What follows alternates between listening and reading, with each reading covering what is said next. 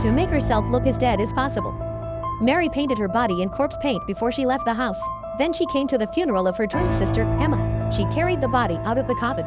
Mary laid down in the coffin and pretended to be Emma. She wanted to see the true face of her grieving family. Then her brother-in-law and his family, who had no idea, arrived at the funeral. Jack said happily, "You're finally dead. I'll take everything you've got," Susan said. "Emma, so what if you're rich? You're still dead. You're everything. Your husband, your group, everything your parents left you is now mine."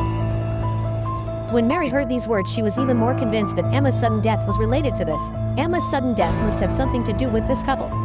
It turns out that just a few days ago, Emma, who was 9 months pregnant, was happily accompanied by her husband and Susan on a maternity checkup. But when the car drove to a river, the car came to a sudden stop as if it had hit something. Jack thoughtfully told his wife to stay in the car and not to be afraid. But as soon as Jack and Susan got out of the car, they hit the lock button. Emma saw that the door was locked. Emma asked Jack and Susan what they were doing. "I'm taking you to God, darling," said Susan. "I'm taking you to God, of course." Jack folded his arms and said he was sorry.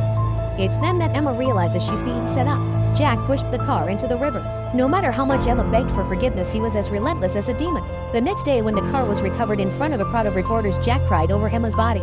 He blamed himself for not taking care of his wife because he was too busy working, while Susan also kept telling the media at the scene Emma was in a bad mood.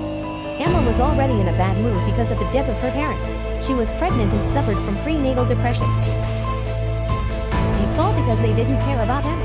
That's why this tragedy happened. However, they didn't realize that someone who was lookalike is standing coldly in the corner watching them acting. And she was Emma's twin sister.